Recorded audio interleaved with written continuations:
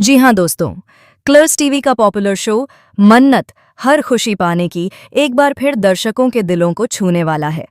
आने वाले एपिसोड में कहानी ऐसा मोड़ लेने वाली है जो न सिर्फ विक्रांत और मन्नत की जिंदगी को हिलाकर रख देगा, बल्कि दर्शकों को भी इमोशनल कर देगा। शो की कहानी अब उस मोड़ पर पहुंच चुकी है जहां बीते हुए रिश्ते, दबे हुए एहसास और अधूरी कहानियां एक एक कर सामने आने वाली हैं। खास बात यह है कि इस बार कहानी का केंद्र बनने वाली है छोटी सी लेकिन बेहद खास किरदार दुआ, जिसकी एक झलक विक्रांत को उसकी बीती हुई जिंदगी की सबसे बड़ी सच्चाई से रूबरू करवा सकती है। दोस्तों, जैसा कि आप सभी जानते हैं, मन्नत अपनी जिंदगी में बहुत कुछ झेल चुकी है।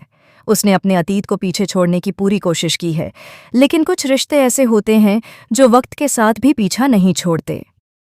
मन्नत जानती है कि अगर दुआ और विक्रांत आमने सामने आए तो सच्चाई ज्यादा देर तक छुपी नहीं रह पाएगी। इसी डर की वजह से मन्नत हर हाल में दुआ को विक्रांत से दूर रखना चाहती है। लेकिन यहाँ कहानी में ट्विस्ट ये है कि दुआ खुद विक्रांत की बहुत बड़ी फैन है। विक्रांत उसके लिए सिर्फ एक इंसान नहीं, बल्कि उसका आइडल, उसका हीरो और उसकी प्रेरणा है। दुआ के कमरे में विक्रांत की तस्वीरें लगी हैं।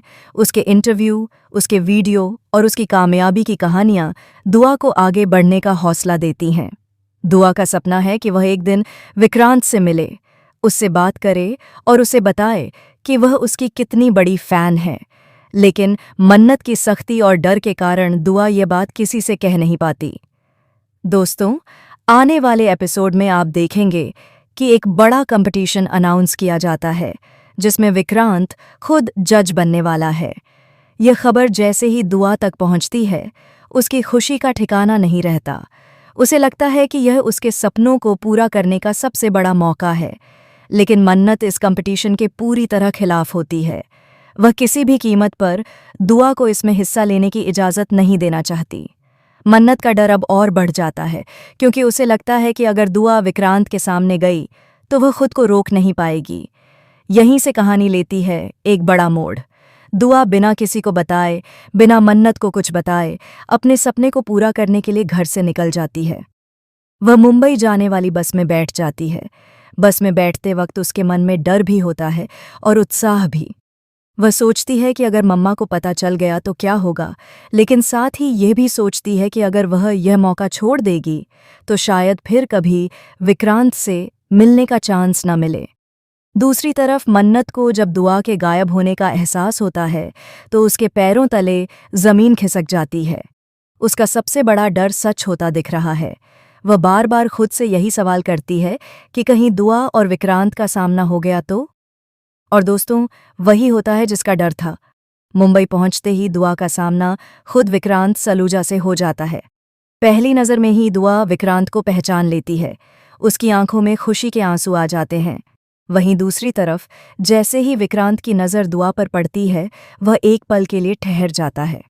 दुआ का चेहरा, उसकी आंखें, उसकी मुस्कान और उसकी बातें, सब कुछ विक्रांत को मन्नत की याद दिला देता है। उसे ऐसा लगता है जैसे उसके सामने मन्नत खड़ी हो। दुआ की आवाज़, उसका बोलने का तरीका और उसका मासूमपन बिल्कुल मन्नत जैसा होता है। विक्रांत के पैरों तले ज़मीन खिसक जाती है।